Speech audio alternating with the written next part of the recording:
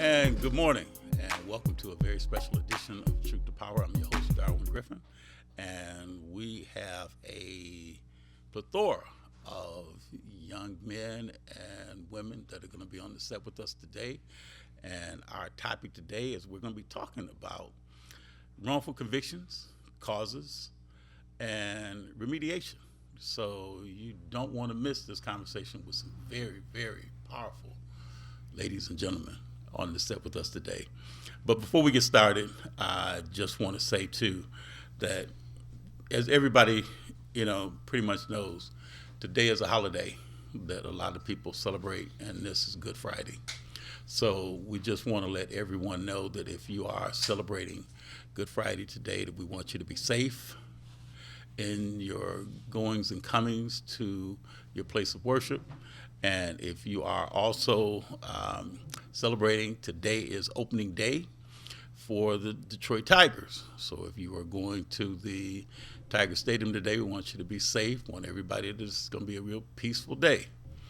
And we also, those of you that are going to the fish fry over at the TULC today, the same thing. So we want this to be a very, very memorable day for everyone that is going to be participating with family and friends. So we just want everybody to go and have a phenomenal day today. And those of you that celebrate Easter Sunday, the same thing as well. So we know one of the things that I used to look forward to back when I was a few years younger, when I was in school, that there was a day that we had everybody dressed in their Sunday best. And you used to see all of the women bringing their sons and daughters, and they were dressed up with the little bonnets and hats. And, people really, really looked off to making certain that they were dressed super sharp, men, women, their children.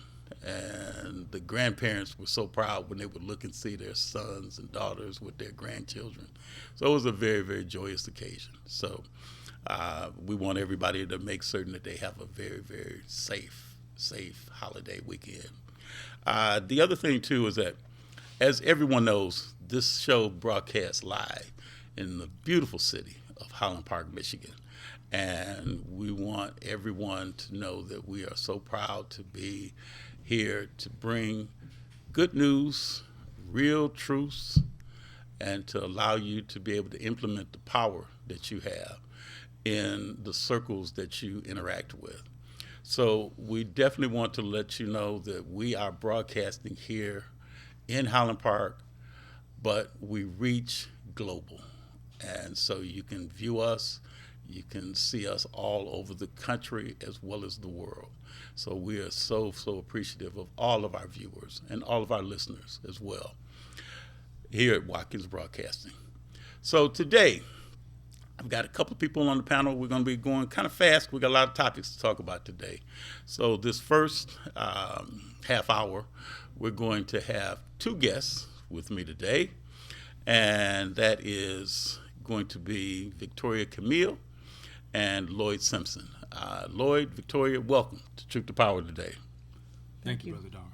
And I just want to give, since my mother always told me to be a gentleman, to ask the ladies to speak first. So I'm going to let you, Victoria, introduce yourself and tell a little bit about who you are and the company or the organization that you represent.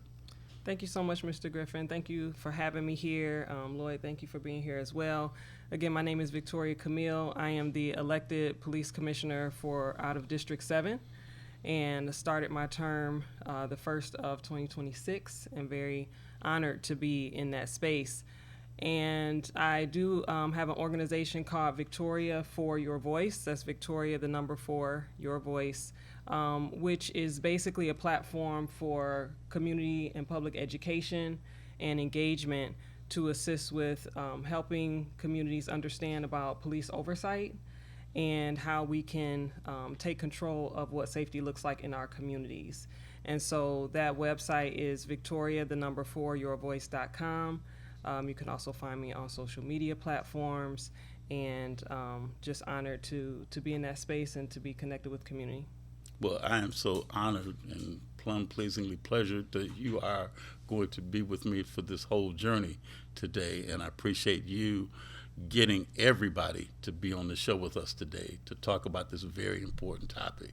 So again, thank you for everything that you've done and everything that you will do. Absolutely. You're welcome. Lloyd Simpson, tell a little bit about who you are. So my name is Lloyd Simpson. I'm a member of the Party for Socialism and Liberation. It's a political party committed to the socialist transformation of the United States, which I think is necessary. And I'm also an organizer with a mass organization called Detroit Will Breathe, which grew out of the George Floyd uprising in 2020, and have been part of that organization since that time, right? And I'm also, not unrelatedly, a fifth-year PhD student in the history department at the University of Michigan, and my research is in policing and community activism from post-war Detroit, which is the end of the post-war is 1967 to the present. Okay, good. Okay, let's get started. First question I want to ask you, Lloyd, is how has mass incarceration affected the city of Detroit since it began more than 50 years ago, sir? So to understand mass incarceration in the United States of America, and more importantly, or more particularly in the city of Detroit, you have to go back to the 1960s, right? And, you know, I don't know how old you are, Mr. Griffin, but I'm gonna. And I'm not going to ask you to make a guess, because you assuming, might guess right. So I'm go ahead. You know, I'm assuming you were very, very young. I appreciate that. At the time. God bless you. But it's critical to understanding this period historically, because it has a lot to do with why we have this massive carceral system in the United States of America today, which incarcerates more than 2 million people, right? More than, per capita, more than any other developed nation on the face of the earth, right? That's what the United States does. And we also know, right? And you don't have to be a historian to know this. You could just be black in the United States of America and know that if you're black, you are disproportionately subject to criminalization and incarceration in the United States of America. And, you know, that begins, right, with the demographic transformations of Detroit in the 1960s, right?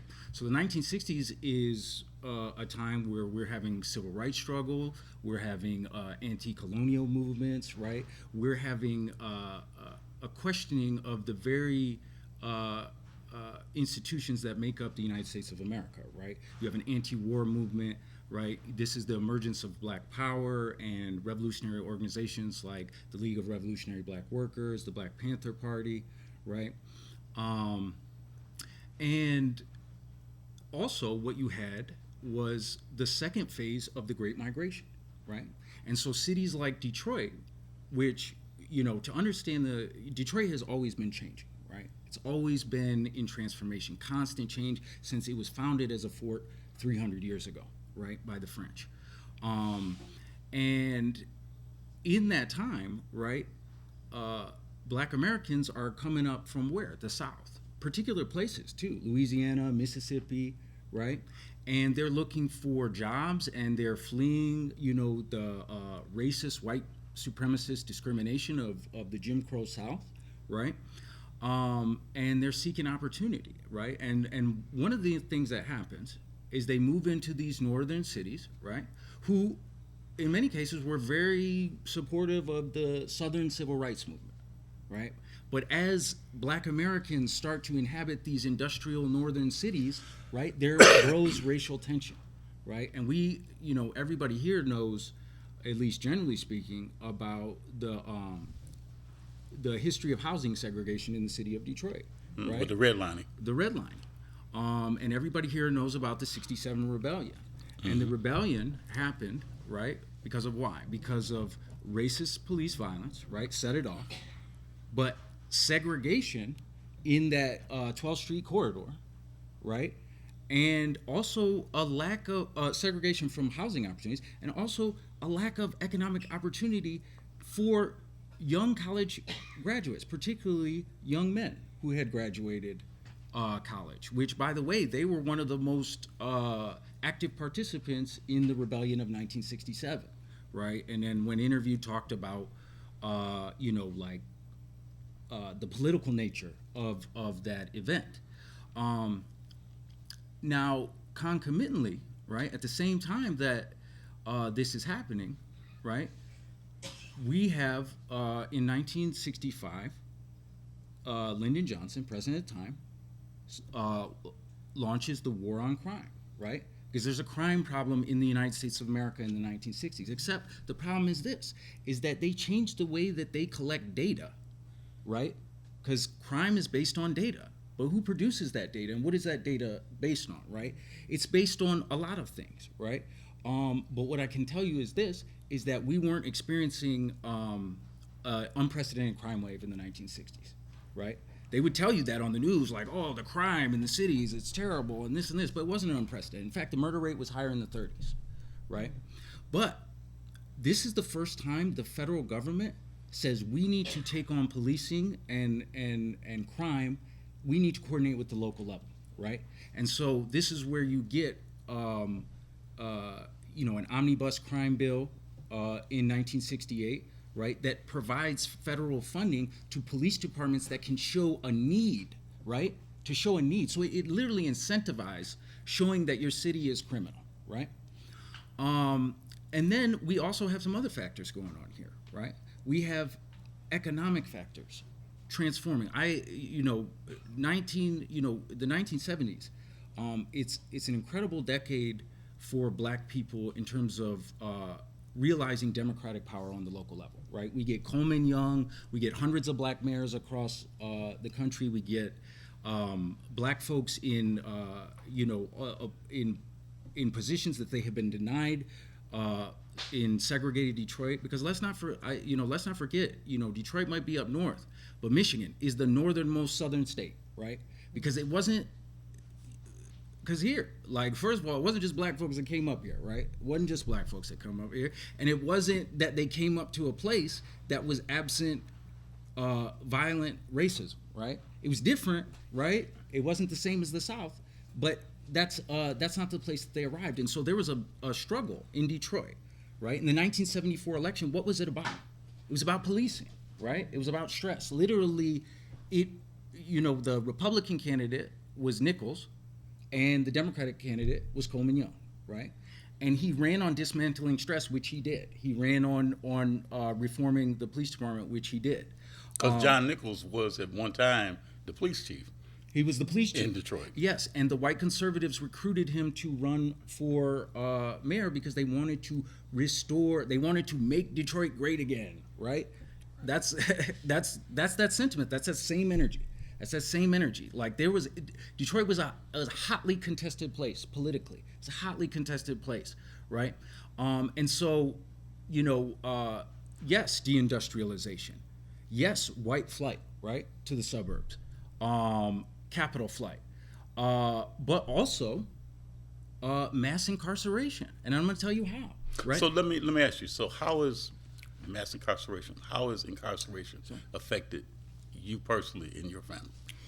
So my sister, personally, I mean, first of all, let me say this. Incarceration and policing affects every working class Black person in the United States of America. There is nobody who is Black in the United States of America that does not have a family member or a friend or a neighbor that has not been criminalized by the police, has not had somebody under some kind of carceral supervision. So I will say this. Mass incarceration affects all working class Black people and all working class people in general. And how it has affected me in particular is in November 16 of last year, my sister died. She died at Trinity Health in Ann Arbor, and she was incarcerated at Women's Huron Valley. Women's Huron Valley is the only prison in the state of Michigan, the only women's prison in the state of Michigan. My sister had a heart condition that she developed in 2008, right? And she had a mechanical heart transplant, and she required very specific care, right? As all heart patients with a mechanical heart do. She did not receive that care at Women's Huron Valley, right? But it wasn't because Women's Huron Valley was picking on my sister, right? It's because that is a matter of practice and policy. Because the women at Huron Valley are disposable, right? They're disposable to the state of Michigan. They don't respect their Eighth Amendment right against cruel and unusual punishment, right? My sister was not sentenced to death. As far as I know, the state of Michigan does not have a death penalty unless something changed, right? Does it? No, it doesn't. But they put my sister to death, and they put other women to death. They put a woman to death in 2023 who had stage 4 cancer and begged Governor Whitmer to take action to have her released because of medical frailty, and she died in prison. She died in prison of cancer. And here's the thing, right?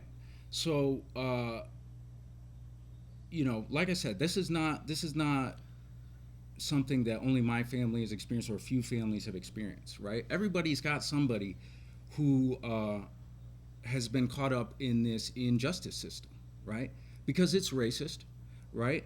And policing and incarceration happen at the nexus of race and class. It's just a fact. You don't even have to be that politically developed to understand it, right? Because you can just go to any black neighborhood in the city of Detroit, go to Finkel and Schaefer, right? Go to Mack and Bewick, and you can see who's getting locked up, right? Who's in these prisons, right? So Lloyd, if I could just for a moment, and thank you for the history. Yeah. You're quite the historian. And I do want to just extend my condolences again regarding your sister. And I had stopped into the funeral for a bit of time, and just the pain in the room was serious, and we know that this is happening to multiple families. Can you talk a little bit more about the actual conditions in Michigan prisons? Absolutely. So first let me just start with the conditions in Women's Huron Valley, and I can tell you the conditions in the other state facilities are not much better. You know what I mean? But Women's Huron Valley is particularly bad, right? There's been, decades of investigations into these prisons. They've had, the most intolerable, most inhumane conditions going on for years and years and years. Mold, like the buildings are falling apart from mold, right? They got, they got mold in people's lungs. There was probably mold in my sister's lungs when she died, but they didn't take a biopsy of her lungs, right? Because that would, that probably wouldn't look too good. But in any case, they literally just had to admit this. So this just came out, right? They had to admit that because they were denying this. They were denying it. In fact, they actually tried to, this is what they tried to say. They tried to say that they're not responsible for the mold, right? They can just be indifferent to it. They literally try to defend this. Instead of saying, actually, we have a responsibility to have these women in a habitable facility. So they don't, so they have them in buildings that are crawling with mold, falling apart, right? The building should be condemned. You shouldn't have human beings living in that. That's number one. Then they contract out the private care to private medical providers, right?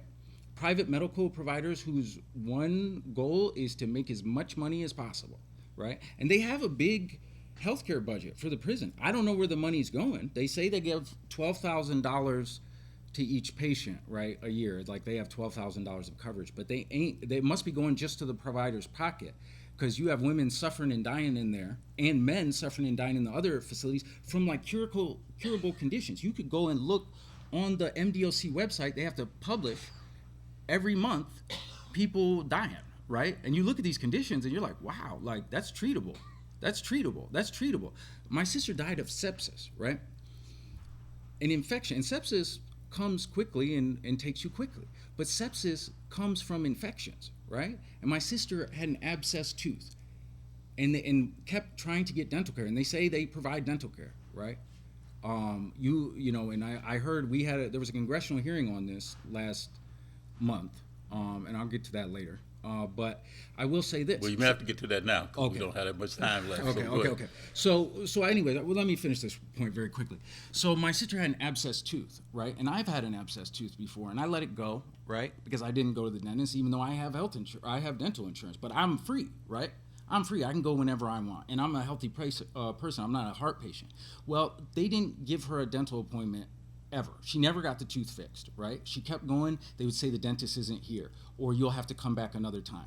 The infection went and went and went and spread throughout her body, spread through her organs. And so I'll say this. The state of Michigan punished my sister to death. They punished my sister to death, right? She died a miserable, horrible death, suffering, right up to the very end. And they did not even let her mother see her before she went into the surgery, and she died shortly thereafter. So she died alone. Now, to the hearing. There was a congressional hearing last month on the conditions in Women Huron Valley, and all of this was exposed. So this is not hyperbole. This is not conjecture. This is a matter of record, a matter of fact. So anybody can go check it out. Lori Pohutsky, Representative Lori Pohutsky of the 17th District, pushed for the hearing, and we do appreciate that, Representative Pohutsky. And my sister's case was profiled in her presentation along with Crystal Clark, who is alive, right? Who's in there right now, suffering from the conditions in the prison. With the mold, the mold growing out of her ears. Growing out of her ears. It's in her lungs. It's, you know what I mean? And this is cruel and unusual punishment. This is a violation of their Eighth Amendments. The entire institution is a violation of their constitutional rights. And when you are convicted of a crime, your constitutional rights should not be suspended. Is that what we're saying? Is that what we're saying? You don't have no more constitutional rights. You don't have a constitutional right against cruel and unusual punishment? No. There was a hearing last month, right? And there was a lot of rhetoric by the representatives of the Oversight Committee about this prison, right? About holding the administration responsible, holding Governor Whitmer responsible, right?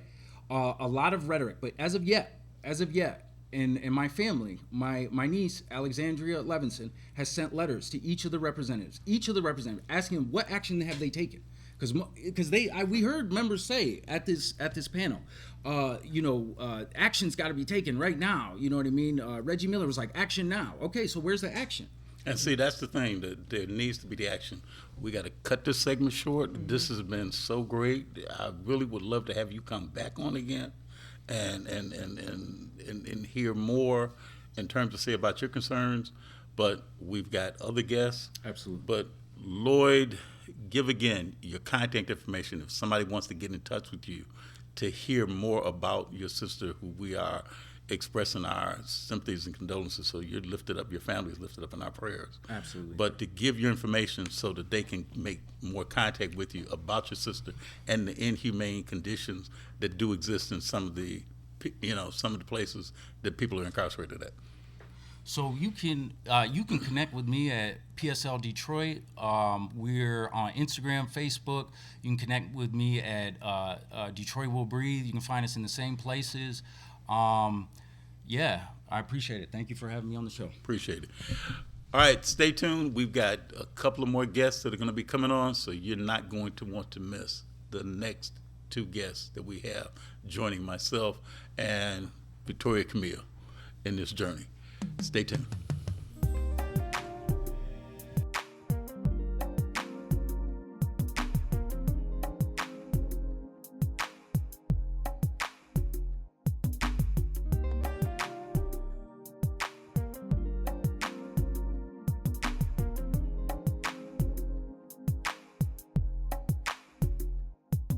If you enjoy the music, the talk, and the vibe right here on WHPR, we need your support. Help us keep independent radio alive by sending a Cash App donation of whatever you can to $WHPR TV Radio. Every dollar makes a difference. That's $WHPR TV Radio. Support the station that supports you. Have you ever wanted your own TV show? Have you dreamed of showcasing your talent for the world to see? Well, now you can. Have your own TV show. You can have your own 30-minute show. Not only will you be seen in the Detroit area, but you can be viewed worldwide. For more information, call 313-868-6612. Visit our studios and receive a free TV interview to promote your business, church, or organization by appointment only. I'm Wayne County Treasurer Eric Sabri. If you're behind on your property taxes, we have programs to help. You don't have to lose your house, and you don't have to pay all at once. This summer, our mobile unit will be visiting Wayne County communities to help make it easier to start a payment plan and keep your property. Go online or call to find the plan that's right for you and where you can get help from our mobile unit. The last thing I want is for anyone to lose their property to foreclosure. Make your payments every month and keep your property. Feel good about your future with tuition-free programs at Wayne County Community College District. Whether you want to be in healthcare, computer science, the culinary arts, digital media, or robotics and automation for the next generation of vehicles, WCCCD has you covered. A full range of programs to achieve your goals, fit your schedule, and give you all the support you need to be successful. All of it tuition-free. Now there's something to feel good about. Register today at wcccd.edu. Justice for Mario Willis. Truth. Facts. Evidence. Mattered. Log into justiceformariowillis.com. Read for yourself.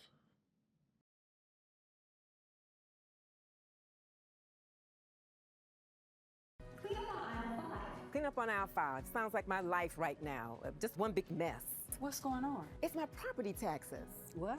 I am behind and I am so worried that I'm going to lose my house. I can pay some of it, but I can't pay it all at once. Sorry to interrupt. I'm Eric Sabri, the Wayne County Treasurer. The last thing I want is for anyone to lose their property to tax foreclosure. We have assistance programs to help. For more information, go to treasurer.waynecounty.com. We're here to help. All media platforms are engaged. Copy. Get ready to launch your show or product. Periscope ready. We're 5x5 ready to launch. Copy that. Trend worldwide across all major platforms. Ignition. 3, 2, 1. The world is waiting. Watkins Broadcasting.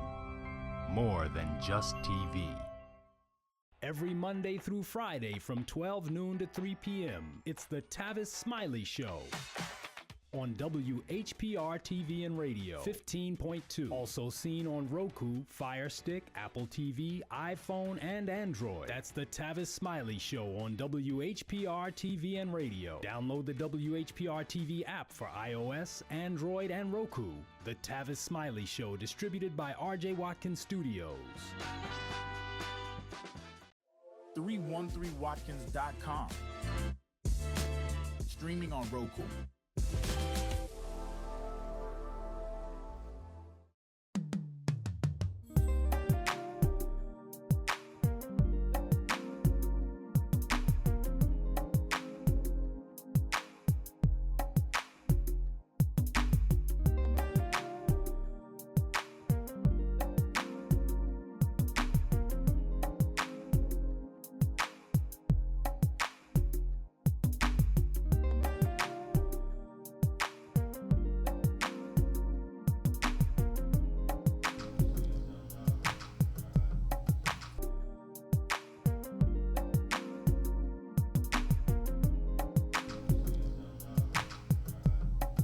And good morning again, and welcome to a special edition of Truth to Power. I'm your host, Darwin Griffin, and we are joined now by Brother Dawood.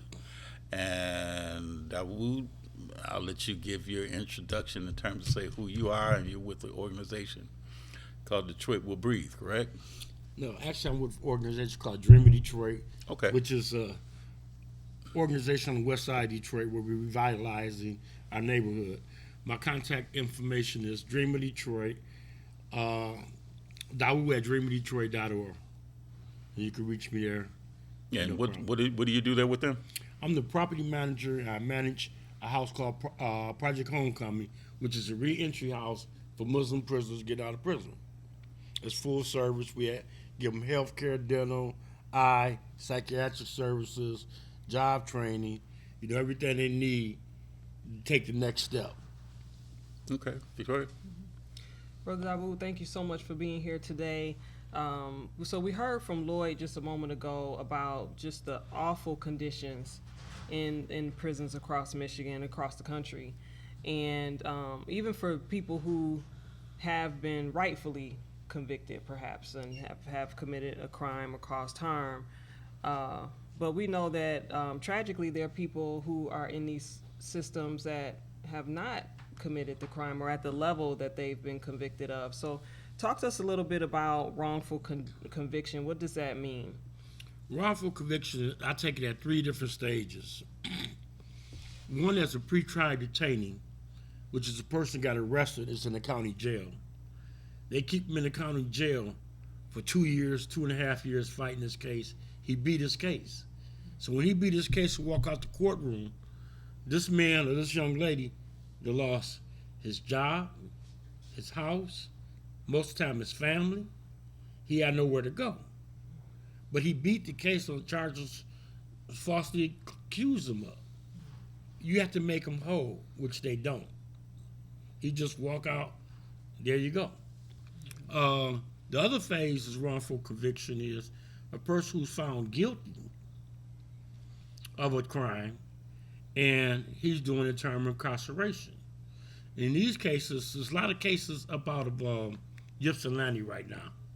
You know, Officer Hill and Officer Adula, they actually got found guilty of falsifying evidence and perjury, lying on cases.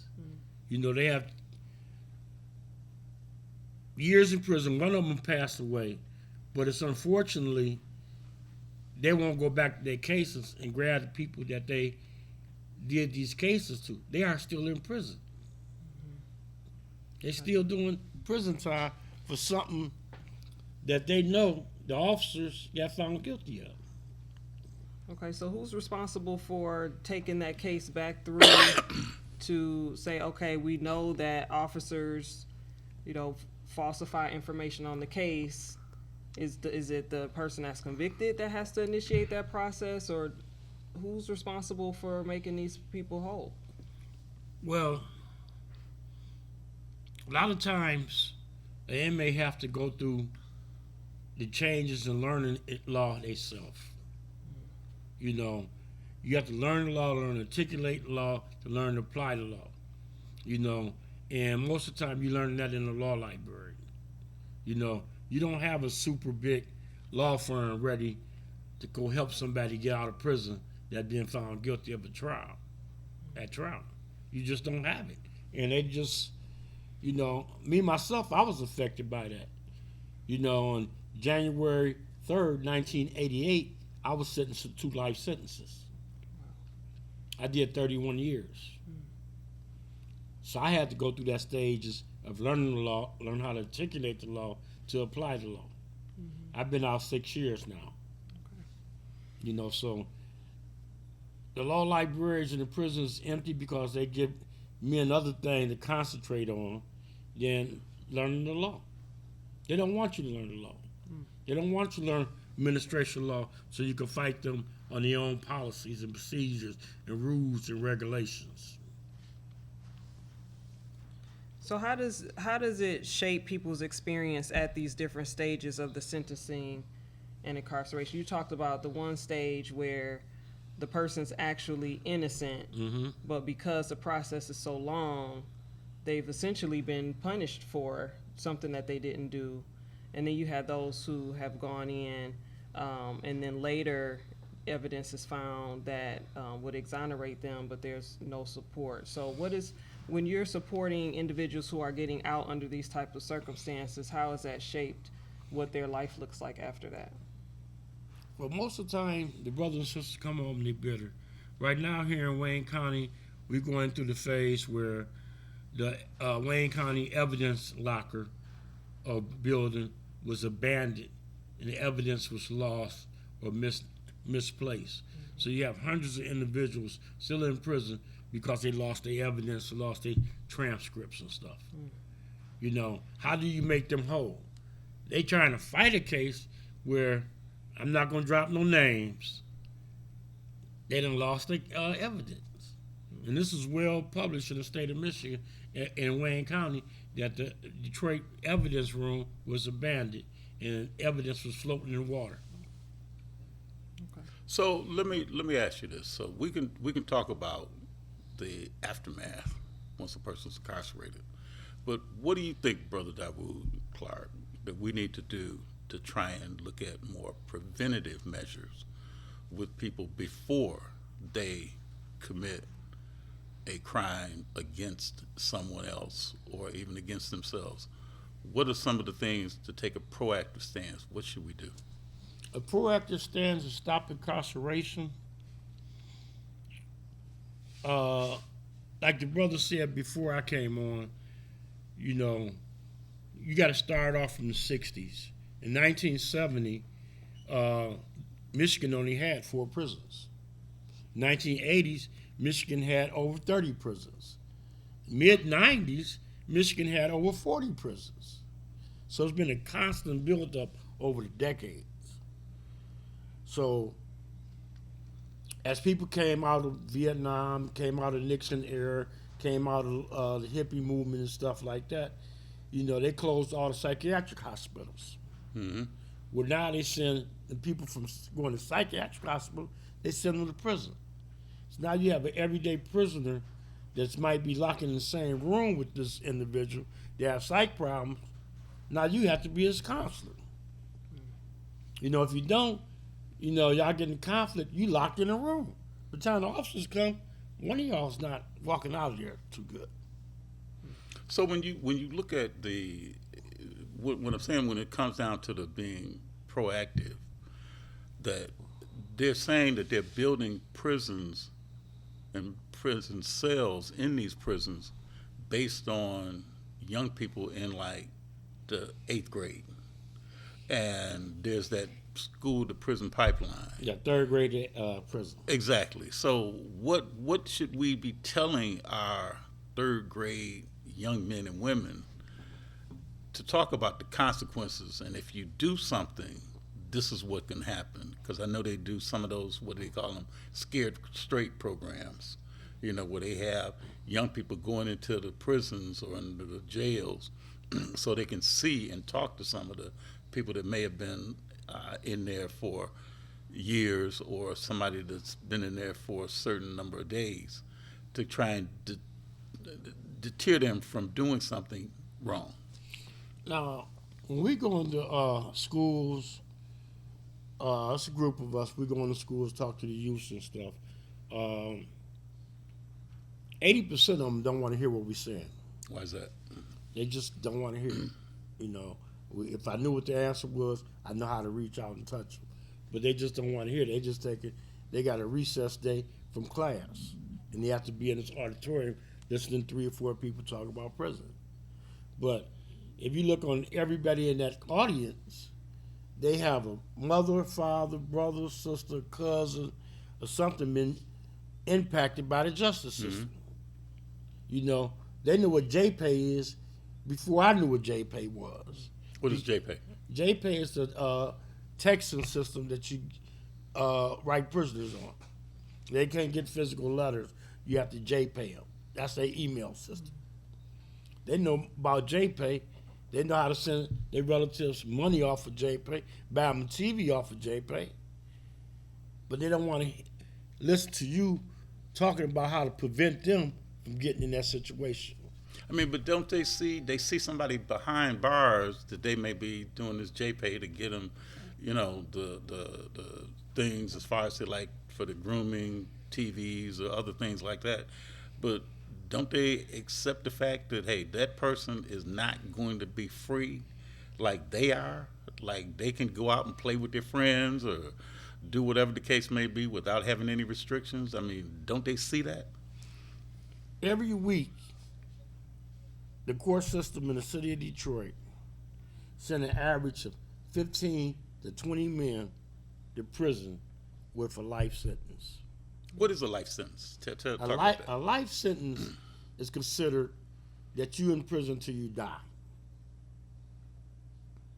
That's a life sentence. You're giving up your life. It used to be 25 to 30 years, that was a life sentence. But after they passed a proposal B and other proposals in the 90s, life mean life. So natural life. Yeah. Okay. So what are some of the problems with that type of sentencing, that type of punishment? If you have 100 people on a compound doing what they call a natural life sentences, they have no hope.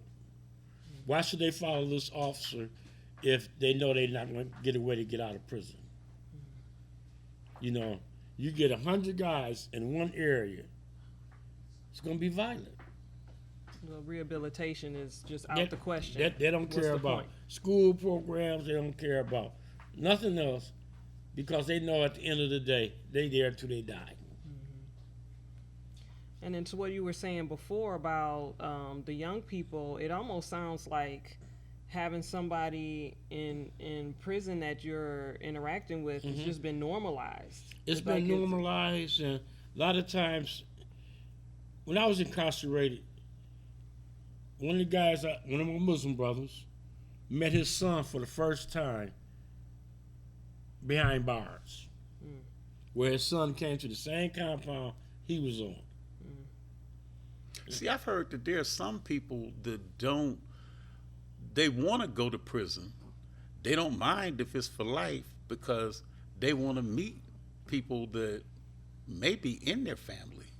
Meet, like you said. I know I have a friend that the same thing that happened with him. He didn't know that this gentleman was his father. He's written a book about it.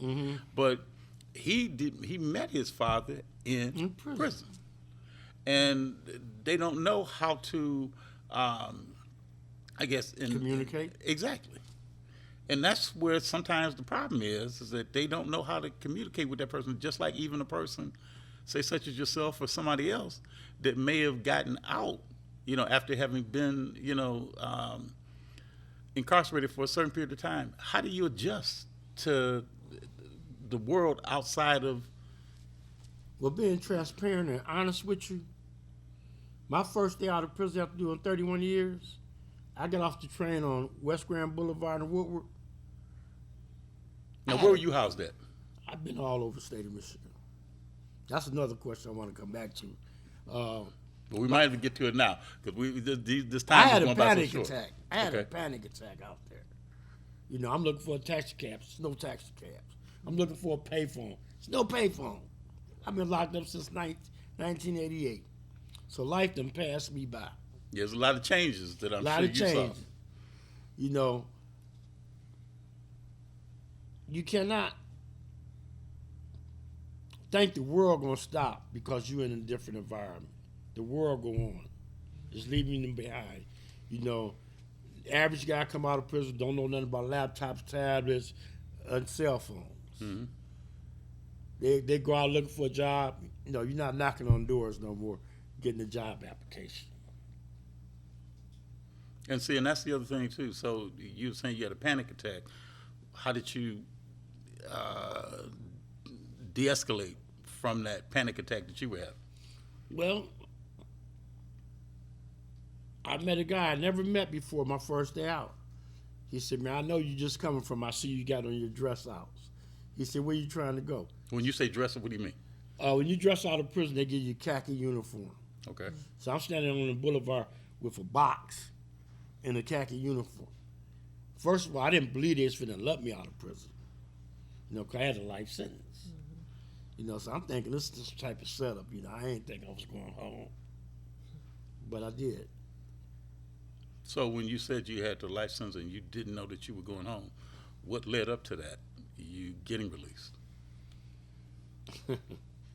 I would say in prison I was a litigator. I have 5 cases in the federal law books. And I always been known every compound I've been on as a person that communicate with staff. They have what they call a warden forums, like a city councilman in the prison system itself. So wherever I went, I was that guy elected. And what do you call them again? Warden forum representatives. Okay. And I was the guy always put in that spot. And I knew policy, procedure, rules, and regulations by heart. And I fought for our rights within the prison system on that compound. So you say you were elected to that position? Yeah, by other inmates. That's what I was asking. Okay, so by other inmates, they put you in that position. They put me in that position. How did you feel when you got put in that position the first time? The first time? I was like, why y'all want to put me there? Literally, I was like, why me? I said, bro, you always in the law library, and the people, you know how to talk to the people. You know, so I was elected, you know, about 15 times to that position. So is there a movie? Because you know I've seen Shawshank Redemption several times before.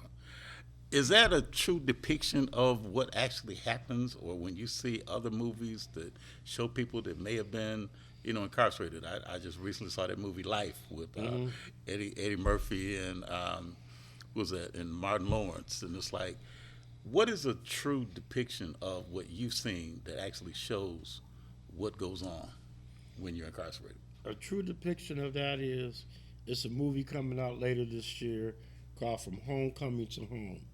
From Homecoming to Home. And that's my documentary. So that's the Brother Dawood Clark story then, yeah, right? that's my story. Okay. Now I got to plug it. Okay. Right. So, Brother Dawood, for a moment you were kind of going down the track of what it was like for you to come out. And I know you're doing work now to assist those that are coming out in that transition. So can you talk a little bit more about how the gentleman that you met assisted you in that transition, and at what point you knew that you needed to help others in the same way? Yeah, several people helped me. A brother named Abdul Bari and a couple other brothers in the Muslim community helped me. And I had a rough landing. Now, I was living with my sister. They told me I couldn't live with her because she had gun permits. I went to move with my niece. Another problem was that. So they ended up putting me in a place called Operation Get Down. And it was a horrible place. I lived there for 3 days, and I moved out into a hotel. I know where that's at, on the east side. Yeah. So I moved into a hotel. You know, when I came home from prison, had money in my pocket, had a job, but I couldn't find a place to live. And just by coming home, I was constantly going to my place of worship, the Muslim Center, and I met a guy who ran an organization called Dreaming Detroit. And Dreaming Detroit, we made a reentry house, full service, medical, doctor, nurses, dental, eye, and psychiatric. And we opened the house, and no better person to help other people coming out of prison than somebody been through it themselves. You know, and we had a pretty successful rate at this. Out of, I would say, 40 guys who came home, only one went back to prison. And that's because he wanted to go back. He didn't want to be here. Why do you think he didn't want to stay out? Life didn't pass him by. You remember this, most guys go to prison in their early teens, when they come out their 40s, you know, they have no children, never been married, and this is their first of everything. Where in prison, they have to worry about paying a light bill or a water bill, you know. They just couldn't adapt. So you mentioned what's called recidivism, Yeah. the return to prison, and I know I've been hearing information about Washtenaw County implementing programs like restorative justice as an alternative to, you know, prison sentences, working to actually repair relationships between people who have been harmed and those who have caused the harm. And so what are your thoughts on that option being available, and, you know, to have people in a situation where they can actually stay in community, be, you know, integrated back into community in a positive way, rather than going to prison and then going down a path where they're in and out over and over again? Well, the prison pipeline in the state of Michigan is from the 3rd grade to prison. So we have to start working with our children, our youth, as early as the 3rd grade. You know, a lot of children have parents in prison, have cousins in prison. So we have to change that narrative. You know, till we start addressing the problem with our young children, we can't change the narrative. And you know, it's so sad, because I know I do a lot of counseling in some of the schools, and when I went to one of the high schools, I had asked a group of students in my classroom, how many of you have either witnessed a violent act upon a relative or a friend, and how many of you then know somebody who's been or who is incarcerated? And pretty much 90% of them. Exactly. You know, 90%. just about everybody raise their hand. And that's why I say you have to start addressing that as early as the third grade. Mm-hmm. You know, it's like in the third grade, you're looking about an 8 or 9-year-old have a big brother, a cousin, a mother, a father, or uncle, somebody in prison. And they know why they in prison. Now, what you should have asked that third grade, how many of you people know somebody smoking crack? How many people know somebody have a gun? Why is the kids shooting people at school and they always find out they're getting that gun from their parents? So these weapons are in the house. Yeah, I just saw something on the news this morning where they showed where somebody had almost like a Glock that had the little, they call it a switch that they can put on the gun make it automatic. To make it automatic. And it's like this is you know, these are high schooler age young people. You know, look what happened in Oxford, Michigan. Yeah. You know. Yeah.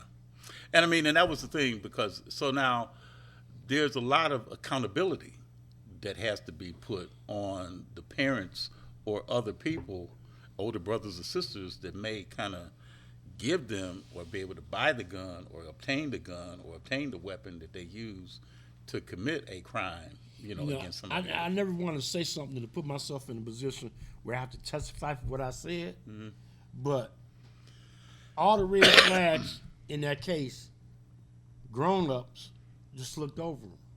Because they could have stopped that school shooting. They could have told that boy's parents, take him out for the day.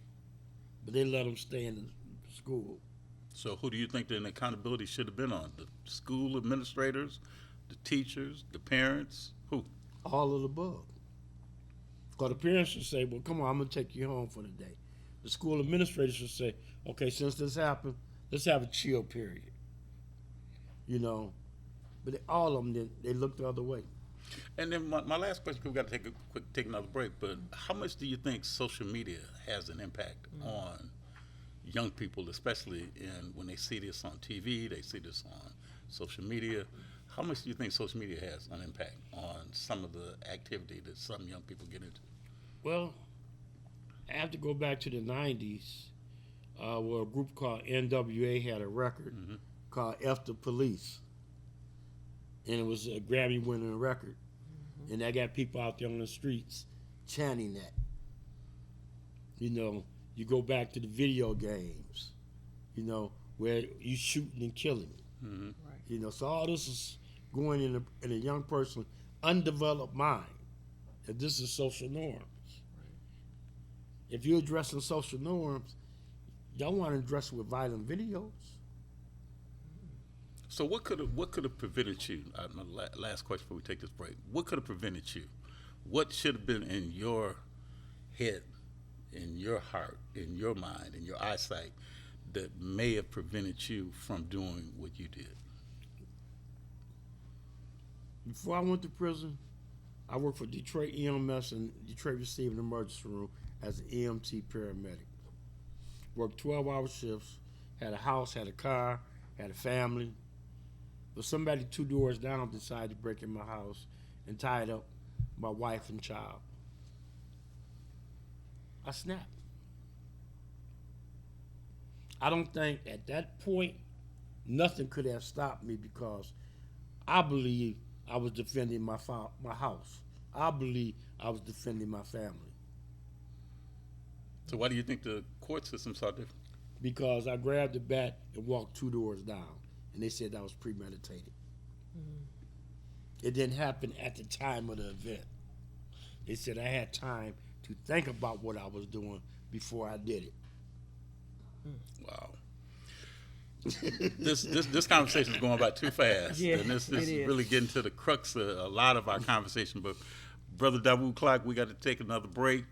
We are very appreciative. Tell again, if somebody wants to get in contact with you to get more information about you and this upcoming documentary about you and your life, look to the camera and tell, how would they get in touch with you? Dawood at dreamofdetroit.org. You spell my name DAWUD at dreamofdetroit.org. All right. Thank you. Thank you. Well, we appreciate you coming on the show with us today, and we appreciate you giving us a really heartfelt account about what needs to be done when it comes to trying to keep the incarceration of people, period, not just black people, but all different shades of, people.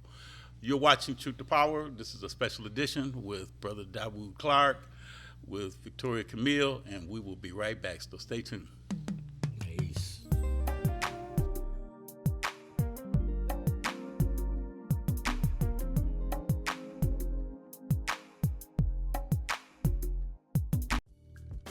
From the desk of R.J. Watkins, this is a WHPR editorial. I'm Ariana Watkins, and for decades, my father, R.J. Watkins, has served our community with quality radio and TV service through WHPR and Roku. Today, I'm proud to stand beside him, continuing the legacy built on trust, innovation, and your support. We're here because of you, and we'll keep bringing you the best now and for generations to come. Thank you for supporting us and growing with us. This has been a WHPR editorial. If you enjoy the music, the talk, and the vibe right here on WHPR, we need your support. Help us keep independent radio alive by sending a Cash App donation of whatever you can to $WHPR TV Radio. Every dollar makes a difference.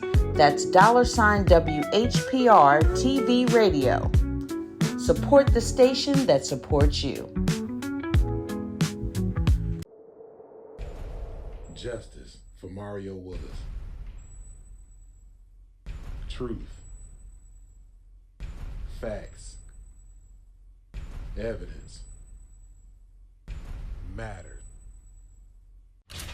Log into justiceformariowillis.com. Read for yourself.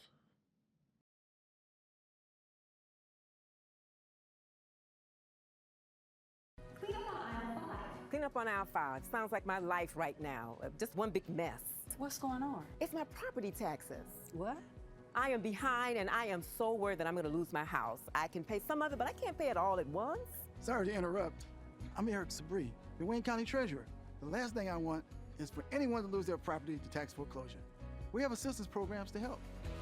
For more information, go to treasurer.waynecounty.com.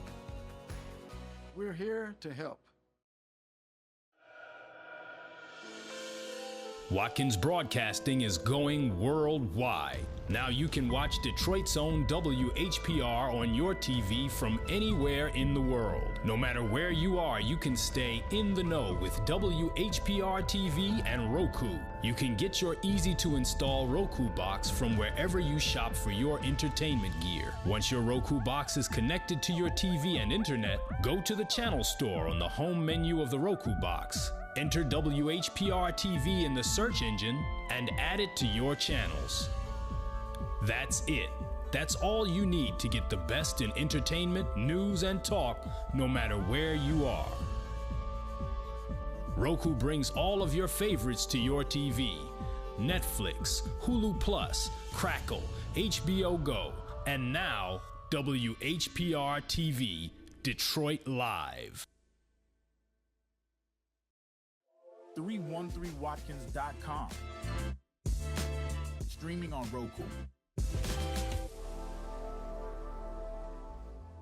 WGPR Detroit HD3.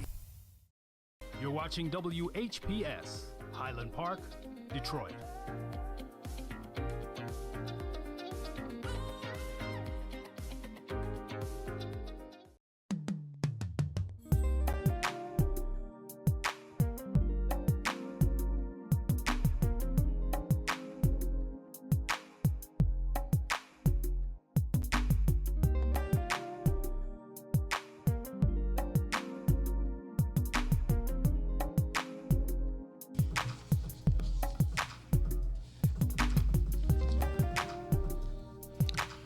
And good morning, and we are live here in Highland Park, Michigan on Truth to Power. I'm your host, and we are broadcasting live from the phenomenal city of Highland Park, Michigan.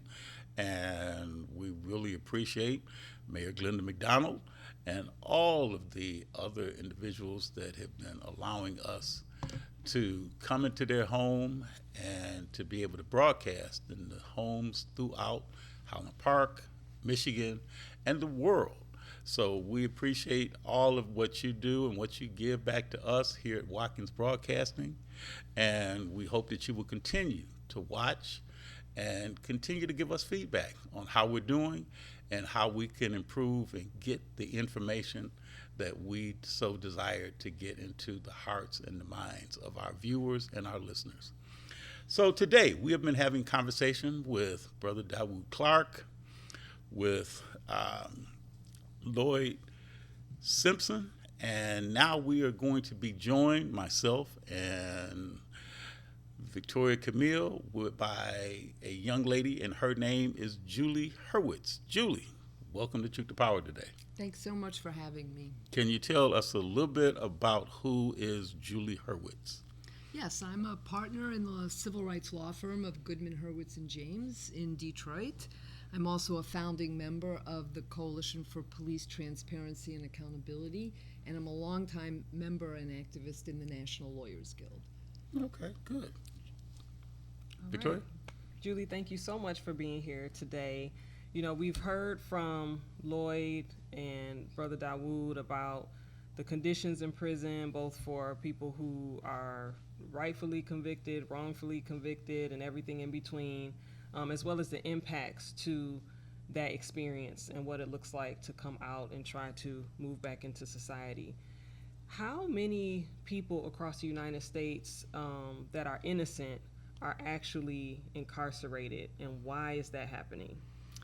Well, that's an excellent question, Victoria. And while we know that even those who have committed crimes are subjected to somewhat intolerable conditions when they are forced to serve time in prisons in our country, there are tens of thousands of people serving extended sentences for crimes they never committed. While there are no exact numbers, because there is no way to calculate the number of innocent people currently serving time, but the few studies that have been done estimate that upwards of 5% of all prisoners in the United States are innocent. And that means there are 2 million prisoners in this country right now.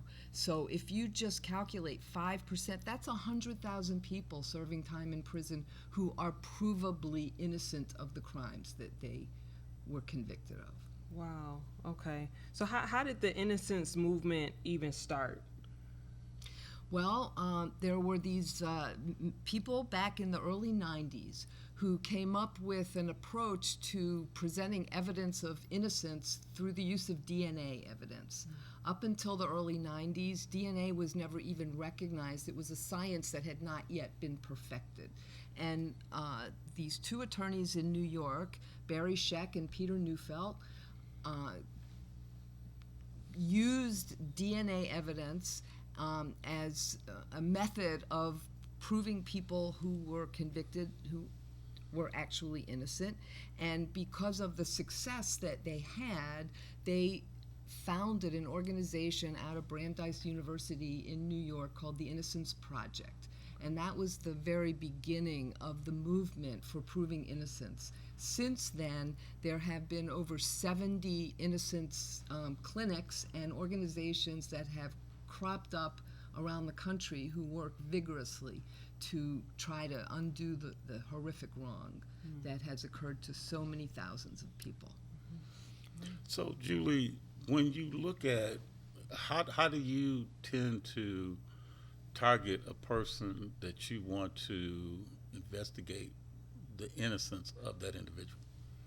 Well, I personally don't actually, my work comes into play after a person has already been exonerated.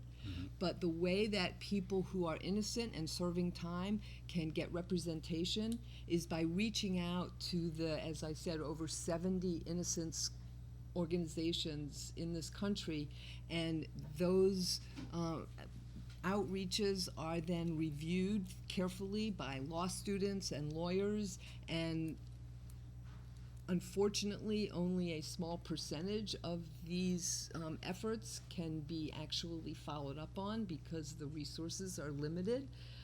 But through reaching out, for example, here in Michigan, we have the University of Michigan Innocence Clinic.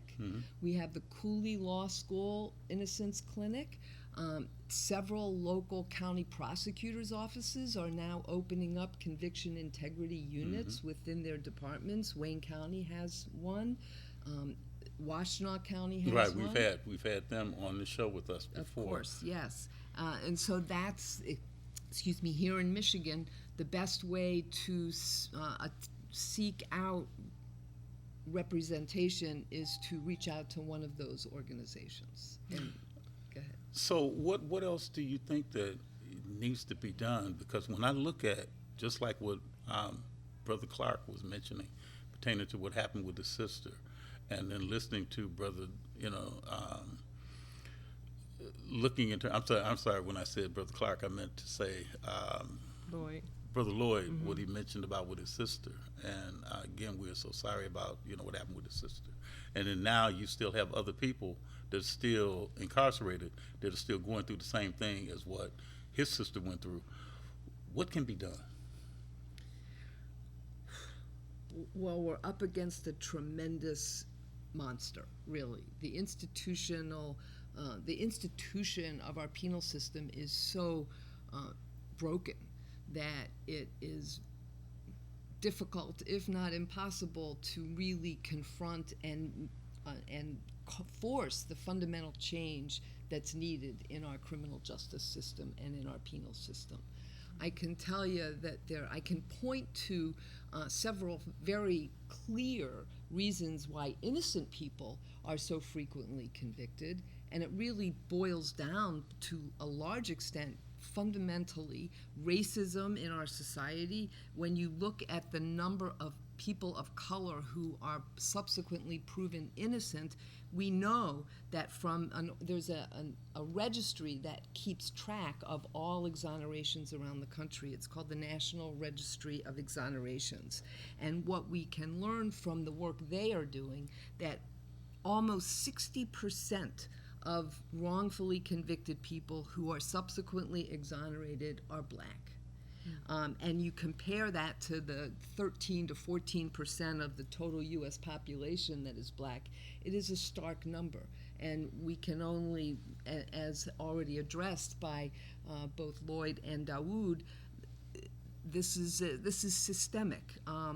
More people, innocent black people in this country are 7 times more likely to be wrongfully convicted of murder than innocent white people. And why do you think that? Well, there's a number of things we can point to. First is the glaringly unreliability of eyewitness identification that so many prosecutors rely on, and judges and juries just blindly believe the testimony of eyewitnesses who say they saw whoever is on trial commit the crime, when we know now from studies that have been done, that is being currently recognized, that it is it's one of the most unreliable methods of proving someone's guilt. An overwhelming majority of wrongful convictions that have been overturned by post-conviction DNA testing, those people were originally convicted as a result of eyewitness testimony. And why does that happen? Eyewitnesses have horrible memories. The studies have shown that what we think we saw passage of time distorts people's memories on a regular basis. More research is now coming to light that eyewitness identification is one of the most unreliable methods of proving someone's guilt. Our jury system is horribly biased, and we see statistically way fewer people of color sitting on juries, and we see white juries who are much more quick to stereotype, to misidentify, to believe that that whoever's on trial had to have committed the crime, no matter what the evidence. And then when you step back even further to the original investigation of crimes, we have a police institution that is fraught with misconduct. And we have untold numbers of innocent people who are being charged with, who are being prosecuted, and who are being convicted as a result of police officers who fabricate evidence, who interrogate witnesses in a slanted way, who coerce people who are being charged with crimes into confessing to crimes that they didn't commit. We have prosecutors and judges who are equally as, I'm not saying all of them, but it is troubling to know how, for example, there are prosecutors' offices who withhold evidence because they want to win the case, you know, and they're being instructed by their supervisors. We don't care what you do, just win the case. And our prosecutions are supposed to be quests for the truth, but that's not how these offices approach their work. They approach their work to win the case. And so those are just a few of the reasons that so many innocent people are convicted of crimes they didn't commit. Go ahead. So Julie, you know, as a member of the Detroit Board of Police Commissioners, I have responsibility for oversight of the police department in Detroit. And I'm particularly interested in what you shared about the role that police play in putting someone on the path to a wrongful conviction. Can you dig into that a little bit more and how that occurs? Yes. Unfortunately, I know only too well because I represent people who have, once they've been exonerated, are seeking to, there was some talk earlier, I think from Dawood, about the inability to make someone whole. Well, unfortunately, it's only after one has been exonerated that they have some opportunity to try to make themselves whole. And that requires digging deep into the history of how the police first got involved in a crime scene, for example. And they play an integral role in manipulating and fabricating. I had one case, for example, where the police showed up. It was a tragic quadruple homicide that happened on the east side of Detroit. And it was a drug-related murders. And this 14-year-old kid who lived down the street showed up in the middle of the night because he was curious about what was going on with all the police lights and everything. He starts engaging with the police who were on the scene, and all of a sudden he became a suspect. Wow. And they then manipulated their entire investigation toward gathering evidence and coercing him into confessing to a crime, to these horrible crimes that he didn't commit, to the point where one of the high-ranking command officers in the homicide unit of the Detroit Police Department literally drew a diagram of the crime scene, showed my client photographs of all the dead bodies lying in that crime scene, and then handed him the diagram and said, "Now I want you to use stick figures and tell me where all those bodies were lying in this living room based on the photographs he was shown." This officer then got on the witness stand under oath and testified, "I know that this young man is guilty because he drew this diagram, and only someone who was in the room would have known how the layout of the room was and where the victims were." And based on that testimony, my client was convicted and ended up spending his formative years from ages 14 to 22 in an adult prison in the Michigan prison system, most of that time in isolation because he was just a kid and had to be quote-unquote protected, so they isolated him from the rest of the population and caused irreparable harm to him. But this was all due, and not only that, 2 weeks after he was convicted, the real murderer was apprehended. He was a professional hitman, so he had been picked up for a number of suspected murders that he had committed, and he voluntarily confessed to the murders of these 4 people. And he was told, the officer who was interrogating him was told, we don't want to hear anything about those 4 murders. We already have our guy, so bury it. And so this is just an example of the kind of policing that we see happening, unfortunately, all too often when young people, young men of color in particular, are picked up or investigated, or there's any reason to suspect that they may have committed a crime, then at that point it's all manipulated to point to that person. You know, thank you for sharing this example. This 14-year-old, this situation, I mean, how do you even repair harm that severe? I mean, I can't even imagine what his life is like right now coming out of that. What is in it for police to pin something on the wrong person? Like, even when the information, I understand that mistakes happen. Sometimes, you know, we might go down the path that, you know, we didn't understand, but when it's glaring that you made a mistake, to say, no, just bury that. We want to keep things the way we did it, even though we know it's wrong. What does the system, what do people get out of that? They get a little notch mark on their belt to say, I solved this crime. They get to close the file. They get to move on. They get to, you know, get kudos and commendations from the department for solving a very serious crime, and they move on. But when they find out that the person may have falsified information, falsified evidence, what happens to that police officer or that person that committed that against the case? Not a thing. Why is that? I mean, I will tell you who this officer was, and I think he's known to many. He's the former deputy chief of the Detroit Police Department, James Tolbert, who was caught red-handed committing perjury and fabricating evidence. Yeah, I had heard about that case. I knew him. I knew Mr. Tolbert. I knew him. But many people do.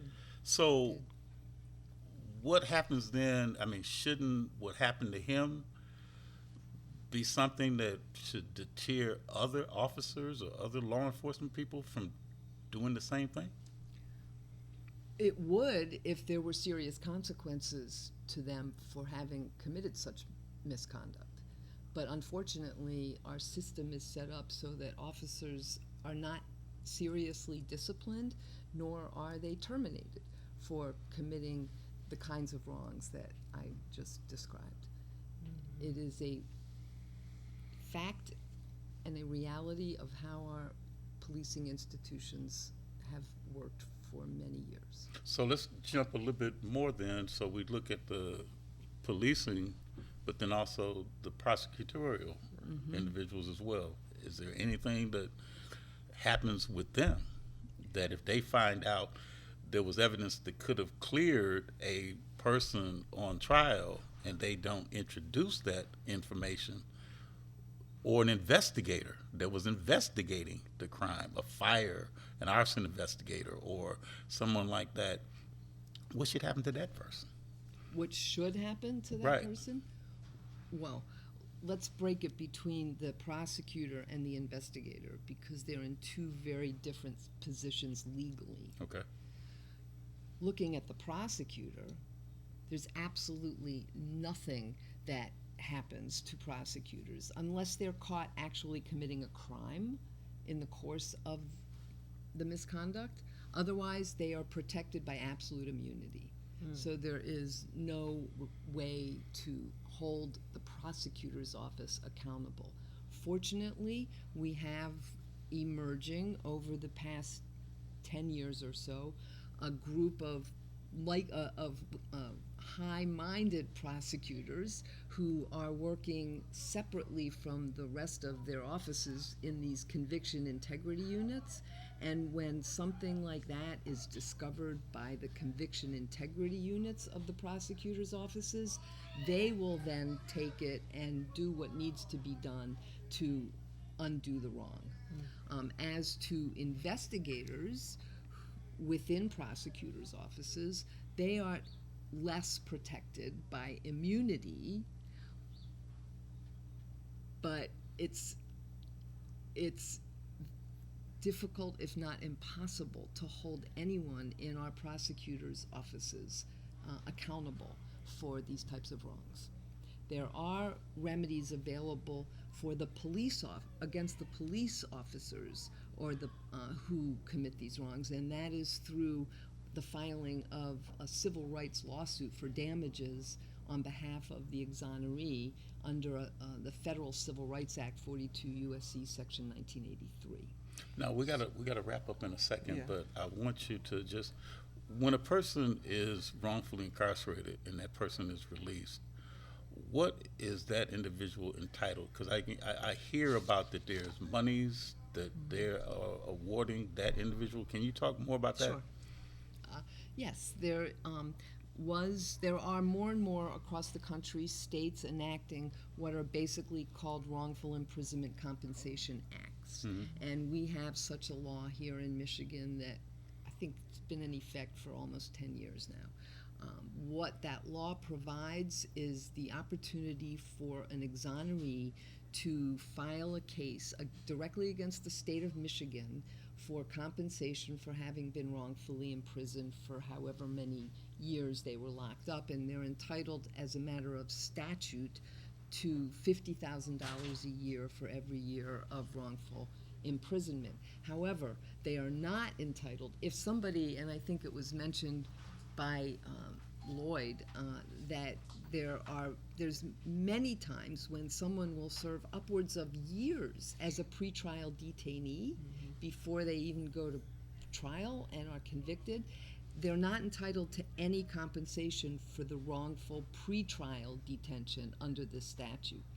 But the work I do under 42 U.S.C. Section 1983 also allows for the recovery of actual damages for everything that happened to that person, and they can be compensated for all the time from the moment that they were wrongfully targeted. All the way up until the time that they are released. Up until the time they are released. Okay. Yes. We've got to take another break. We've got to end this segment. Julie, give your contact information to our audience, please. Yes. You can reach me most easily at mail@goodmanhurwitz.com. Mail at GOODMANHURWITZ.com. And Victoria, give your contact information again if somebody wants to reach out to you. Most certainly. You can check out my website at Victoria4yourvoice.com, or you can email me at Victoria@VictoriaForYourVoice.com. My phone number is also 313-989-3538. Thank you.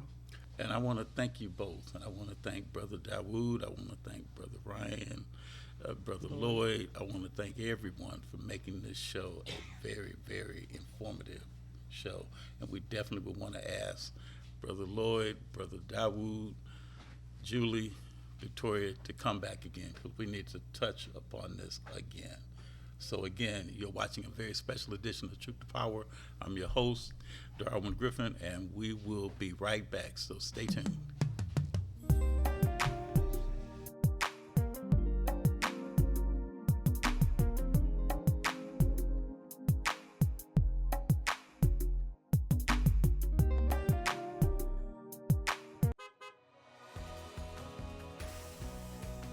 I'm Wayne County Treasurer Eric Sabri.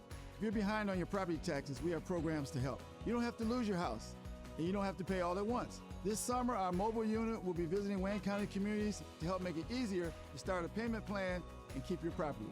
Go online or call to find the plan that's right for you and where you can get help from our mobile unit. The last thing I want is for anyone to lose their property to foreclosure. Make your payments every month and keep your property. Feel good about your future with tuition-free programs at Wayne County Community College District. Whether you want to be in healthcare, computer science, the culinary arts, digital media, or robotics and automation for the next generation of vehicles, WCCCD has you covered. A full range of programs to achieve your goals, fit your schedule, and give you all the support you need to be successful. All of it tuition-free. Now there's something to feel good about. Register today at wcccd.edu.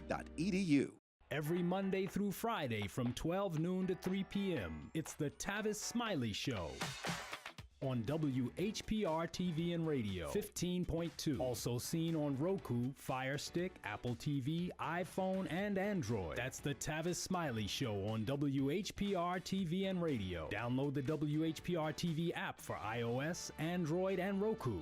The Tavis Smiley Show, distributed by R.J. Watkins Studios. Clean up on aisle 5. Sounds like my life right now. Just one big mess. What's going on? It's my property taxes. What?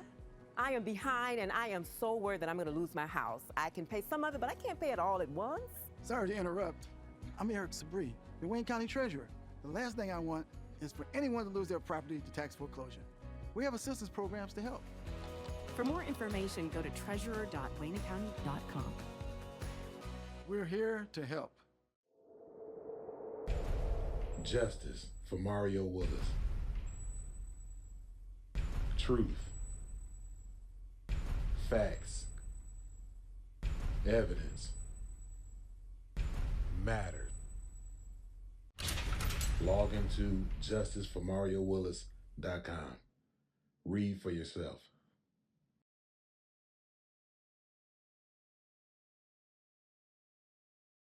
If you enjoyed the music, the talk, and the vibe right here on WHPR, we need your support. Help us keep independent radio alive by sending a Cash App donation of whatever you can to $WHPR TV Radio. Every dollar makes a difference. That's $WHPR TV Radio. Support the station that supports you. Platforms are engaged. Copy. Get ready to launch your show or product. Periscope ready. We're 5x5 ready to launch. Copy that. Trend worldwide across all major platforms. Ignition. 3, 2, 1. The world is waiting. Watkins Broadcasting. More than just TV. Block time is available. Get yours. Call 313-868-6612. That's 313-868-6612. Executive producer R.J. Watkins. Program director Henry Tyler. 107.5 FM. WGPR HD3. RadioWeCanSee.com. Feel good about your future with tuition-free programs at Wayne County Community College District. Whether you want to be in healthcare, computer science, the culinary arts, digital media, or robotics and automation for the next generation of vehicles, WCCCD has you covered. A full range of programs to achieve your goals, fit your schedule, and give you all the support you need to be successful. All of it tuition-free. Now there's something to feel good about. Register today at wcccd.edu. Every Monday through Friday from 12 noon to 3 p.m., it's the Tavis Smiley Show on WHPR TV and Radio 15.2. Also seen on Roku, Fire Stick, Apple TV, iPhone, and Android. That's the Tavis Smiley Show on WHPR TV and Radio. Download the WHPR TV app for iOS, Android, and Roku. The Tavis Smiley Show, distributed by R.J. Watkins Studios. Clean up on aisle 5. Sounds like my life right now. Just one big mess. What's going on? It's my property taxes. What? I am behind, and I am so worried that I'm going to lose my house. I can pay some of it, but I can't pay it all at once. Sorry to interrupt. I'm Eric Sabri, the Wayne County Treasurer. The last thing I want is for anyone to lose their property to tax foreclosure. We have assistance programs to help. For more information, go to treasurer.waynecounty.com. We're here to help. Justice for Mario Willis. Truth. Facts. Evidence. Mattered. Log into justiceformariowillis.com. Read for yourself.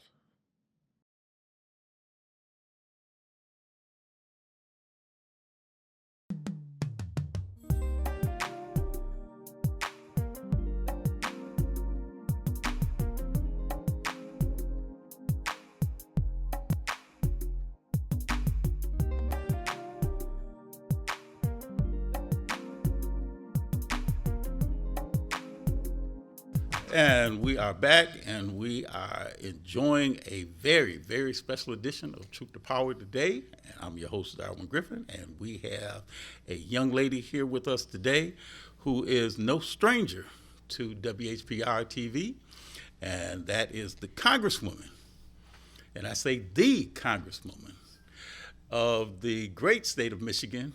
And her name is, well, I probably don't even have to say her name because everybody knows who she is. This is Congresswoman Haley Stevens. And Haley Stevens is also a candidate for the great state of Michigan for the Senate seat that is being vacated by Senator Gary Peters. Congresswoman, it is a pleasure to have you back on. Oh my gosh. Truth to Power today. I am so excited to be on my favorite show. With you. We love you here at the station from Watkins Broadcasting, and I can speak for everybody here. Every time you come here to the station, it is a plum-pleasing pleasure for us to have you here. On the set, in the station, you bring such an energy whenever you come here to the station. And you get our president, R.J. Watkins, to make an appearance, to make certain that he's here to greet you when you come. So he was right there right when I walked in. I loved it. I said, the man, the myth, the legend, this historic studio, you know, in an important place in our Motor City, heartbeat of the state, heartbeat of the nation, so many incredible people. It is also opening day. It is also opening day. And gosh, the Lord is shining on the city of Detroit. Because it is nice out, and people are happy. They're happy to be here. They're happy to be together. Progress. And we are happy to have you here. So let's get to it. What is the Michigan Hope Agenda? Oh my goodness! Why it is important? Because we can go back and just have conversations. Yeah. But you're here, and we want to go, and we want to give you an opportunity to answer some of our questions. Well, if your viewers don't know, I do have a special relationship with Mr. Griffin here, because a little over a year ago, right when Gary Peters announced that he wasn't going to run for a third term in the United States Senate, I had an appearance on this show. And you were the very, very, very first person to ask me publicly if I was thinking about running for United States Senate. And now, I remember that day like it was yesterday. I know. It feels like it was yesterday, Right. but it was a different season and in a different year. So now here I am, sitting down with you as a full candidate for U.S. Senate after 4 terms in the U.S. House. I've unrolled what I'm calling the MI Hope Agenda, the My Hope Agenda. And the deal with that is that we got to have equitable investment in all our, Detroit neighborhoods. We got to make sure that this city is invested in for the shining beacon that it is. You're all paying taxpayer dollars. You're still paying taxpayer dollars if you're retired. And as a federal steward of that, I got to see equitable investment. I just got an invitation on the way over here from Dennis Archer Jr. I got to look through it a little bit more carefully. I'm on his list. and he's a co-chair with Wendell Anthony for the Freedom Fund Dinner. Yeah, for the Freedom Fund Dinner. And he said, we are doing a fundraiser for minority businesses, entrepreneurship, black-owned businesses. That's in my HOPE agenda. Not another loan, not another cumbersome grant, but capital investments for black-owned businesses on legislation that I have authored. So that's a pillar of that agenda. Funding for health equity. Men, you need your checkups too. Absolutely. You know, but we've got healthcare disparities. And so black men and black women, you know, they've got to have fairness in the doctor's office. We need to have studies that showcase, you know, what's needed in different, you know, communities. We got to make sure that we are doubling down here in the city of Detroit. We have our mayor, who just in her State of the City said she wants to build 1,000 new homes in 4 years. Godspeed. Well, I want to match that with federal support. That's another pillar of the My Hope agenda. So viewers can go to my website, Haley, spelled Haley, formi.com,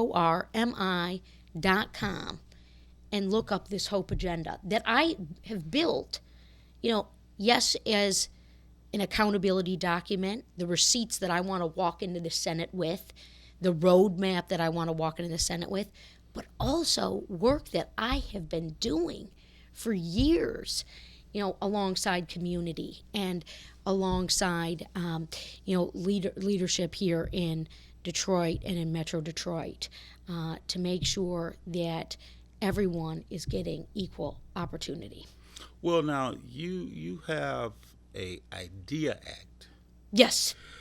Talk about that, and why should it matter to the entrepreneurs here across the great state of Michigan? So, going back, I worked in the administration of Barack Obama, all right? I had worked on the campaign.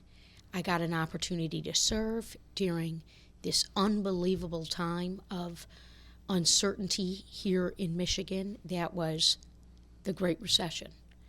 And I worked on the U.S. Auto Rescue. I was the kid from Michigan on the U.S. Auto Rescue team. I was chief of staff, and I was taking the calls from back home. And it wasn't just our big three. It was all our suppliers. It was our minority suppliers. You know, you think about our great Hall family, you know, and what they're doing with interiors. And on, you know, my friend Frank Irvin, what he did, you know, as head of the Michigan Minority Supplier Council. And when I look at Detroit and when I see some neighborhoods growing and others in need of some growth, we know it's going to be small business. But we all know to open a business is expensive. Think of what RJ went through when this studio was opening. You know, the ownership structures, the capital, the this and the that. Present day, we have a president who is coming after the Minority Business Development Administration, as in he's canceling it. And my legislation, the IDEA Act, you know, I've written this alongside thought leaders, community leaders. I have the data on it.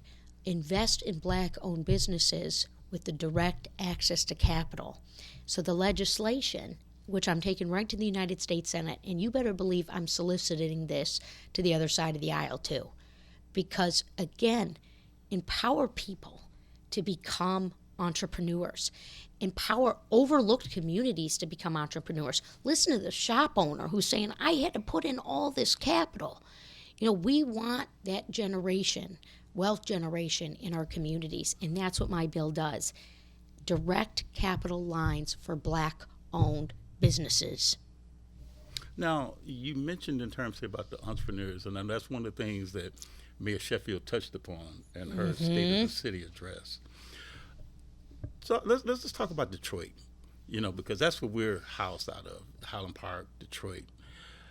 What impact can you have here, especially here in this Wayne County area that we're in right now?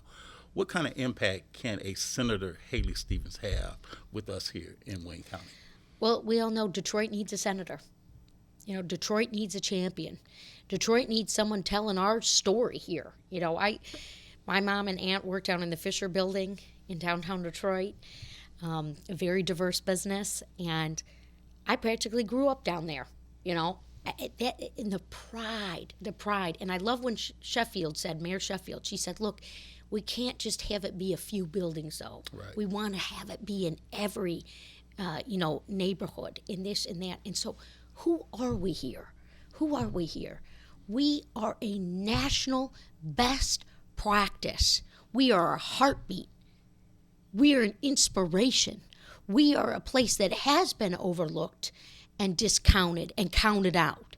And yet, the resilience of our people. You know, we can talk about the U.S. Auto Rescue for a minute. Mm-hmm.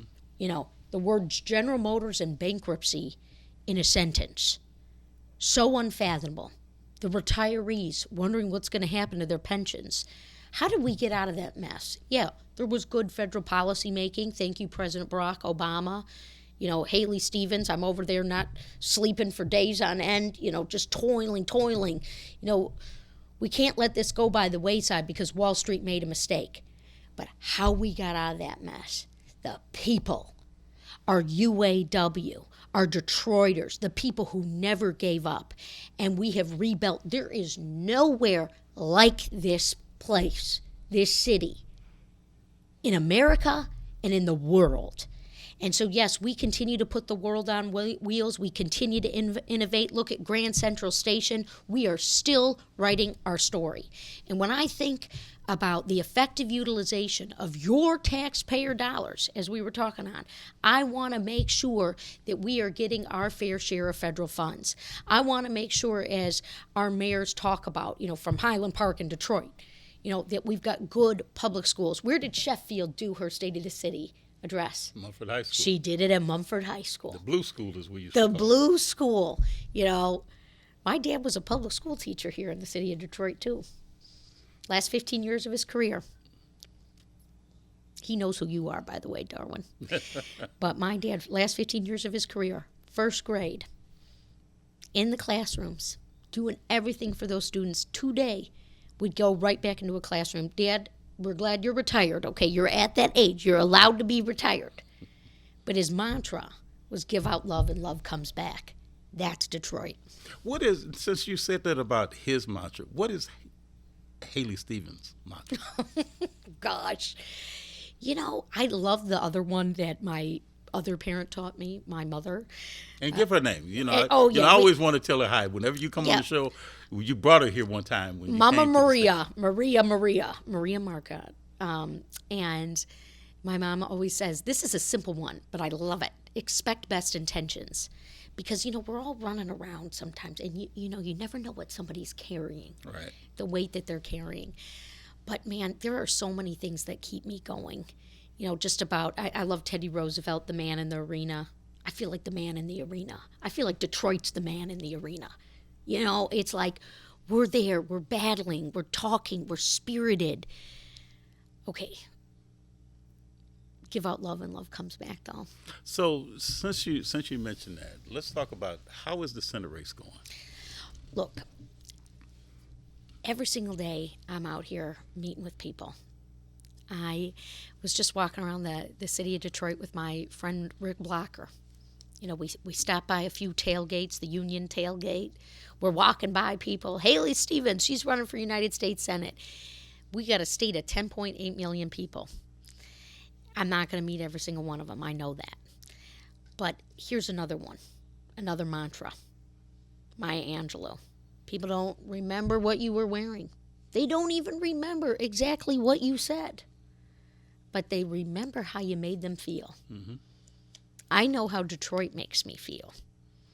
I want to leave the people of Detroit with a met feeling of hope, aspiration, inspiration, connectivity, and doing. We are a city that does. We are a people that does. We do.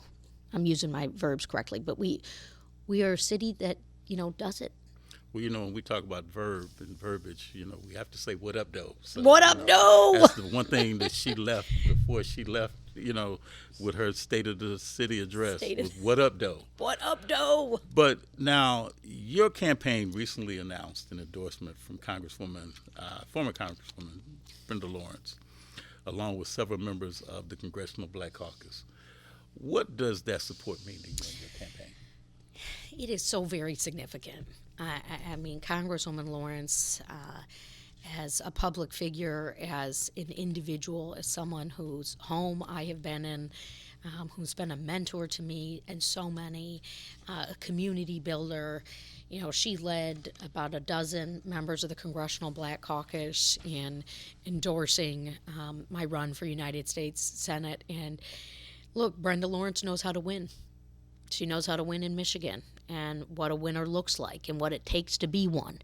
And so to have her as, the forever honorable, the former member of Congress, the girl from the east side of Detroit, the mayor of Southfield, it's so special.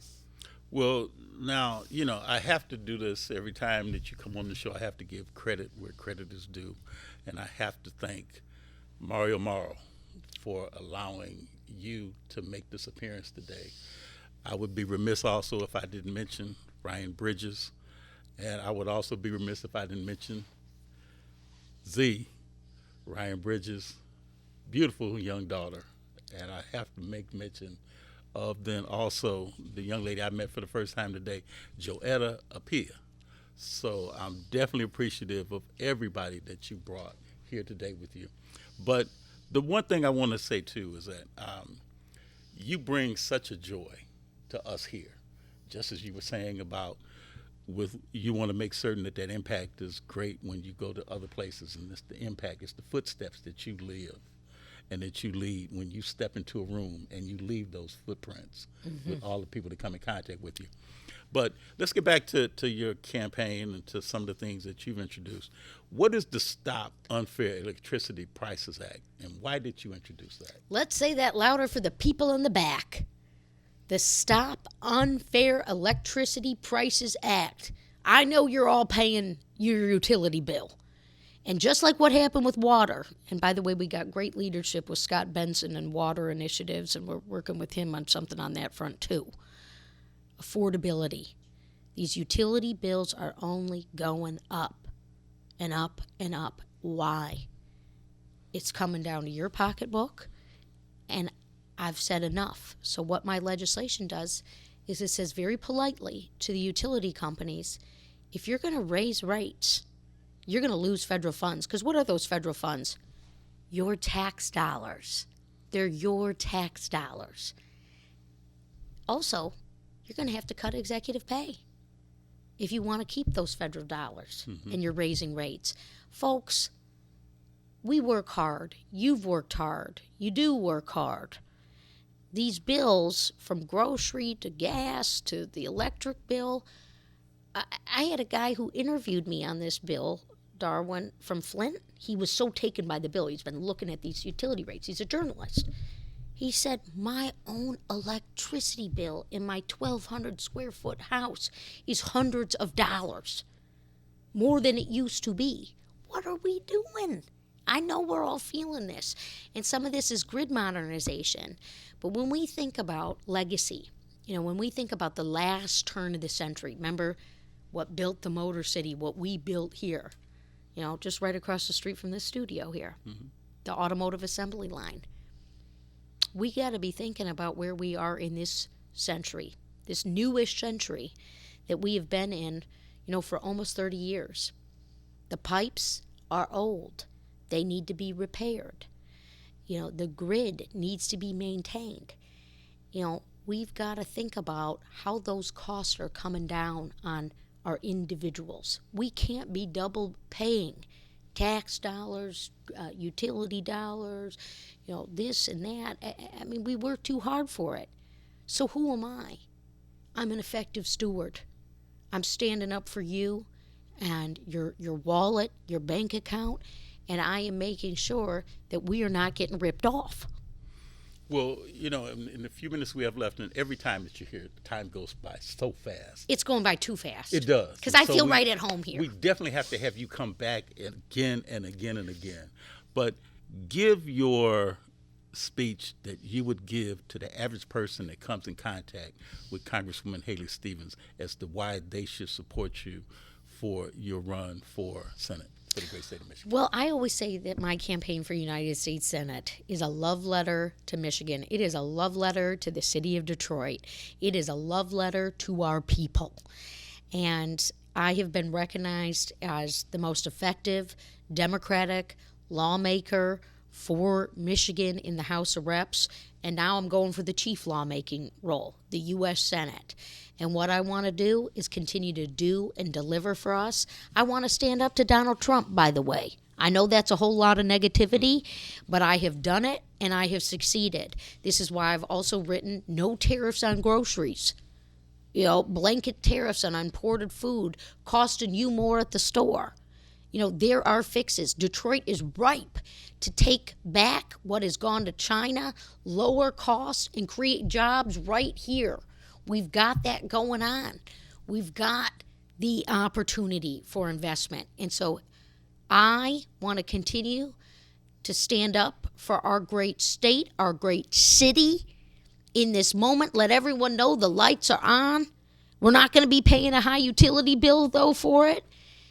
And then I'm going to be fighting for you. And now when you go around the state, what are some of the concerns that you're hearing, Haley, in the Upper Peninsula versus here in the Lower Peninsula, the west side of the state, the eastern side of the state? What are you hearing from the concerns of people that could be your constituents throughout the state? Well, I think everyone knows that when Detroit is succeeding, Michigan is succeeding. I mean, this is a real message. And folks, look, we're Michiganders. We're tough. We're resilient. We've written the playbook on resilience. But it's eerie because I am hearing all over, well, we made it through that Great Recession. We made it through that auto rescue. We can make it through this time, too. Mm-hmm. We can get through this. But yet, every time we turn around, Donald Trump is working against us. Bless you. Look at what he's doing to me. Thank you. Darwin's always taking care of me, by the way. And it's okay to Well, you take care of us, so go ahead. It's okay to sneeze on air, But really, truly, if it is what has gone on at the gas pump, what has gone on with your earned benefits. I mean, I just wrote a bill to rehire all the people that they fired from Social Security because the wait times when you call Social Security are too long. And then people are saying, well, what are folks calling Social Security for? The questions they have on their earned benefits. You paid into this government. I want to make sure this government works for you. So look, everywhere I go around Michigan, it's the heartbeat of who we are. People want us to be understood and heard. These freshwater lakes, the neighborship with the neighbor relationship that we have with Canada.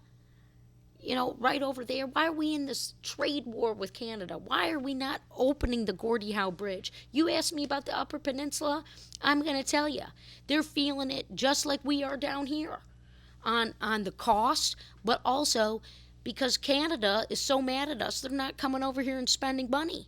So all across, we've got small business profits down. People want to come into our neighborhoods, and spend money, but they're not doing it because Donald Trump has started a war with them. A trade war, an economic war. He started a real war over in Iran. Mm-hmm. $1 billion a day of your taxpayer money. Not going to our schools, not going to creating black-owned businesses. It's going to fight another foreign war. Give me a break. It needs to be called out. We need to stand up, and we need to tell people who we are as Michiganders. That's why I'm running for Senate. So now, if a person wants to join your platform, join your campaign, how do they get in contact? If they want to donate money to your campaign, how does a person give you that opportunity to respond back to what they're asking you to do? Well, let me tell you this. We are on the web, all right? And we do, have our offices. I got my staff working down in Midtown, which is great. But the web, HaleyForMI.com. The Instagram pages, we got Haley Booyah, just because we all need to have a little bit more fun online, maybe take the temperature down just a little bit. But I also have Haley for MI on, all the social media channels. And those are ways to plug in, keep up. Good vibes are welcome. Again, positivity begets positivity. So, join in. The grassroots contributions that we're receiving, make the world a difference. It's always all grassroots in terms of how these campaigns run and work. I'm the only person running for United States Senate on both sides who is not a millionaire, all right? And so I'm in tune with what, we need and what is going on here. Again, a lot to be positive about. We've made it through tough stuff before. We've shown everybody how it gets done. We still need a champion. Well, you are our champion here at WHPR TV. We, on behalf of Watkins Broadcast System and TV and radio here, we appreciate you. We love you here, and we hope and pray for the best of success for you in the upcoming future. Thank you. So again, you are watching a very special edition of Truth to Power. I'm your host, Darwin Griffin. We were joined by Senate candidate for the great state of Michigan, Congresswoman Haley Stevens. And you've heard a lot of information from our Congresswoman here. So if you would like to contribute or you'd like to go and offer time to her campaign, you can. We're also extending invitations to other persons that are running for elected office as well. So again, have a very, very safe and happy Good Friday and a very safer holiday weekend when you celebrate Easter or Resurrection Day. Peace. Have a great day.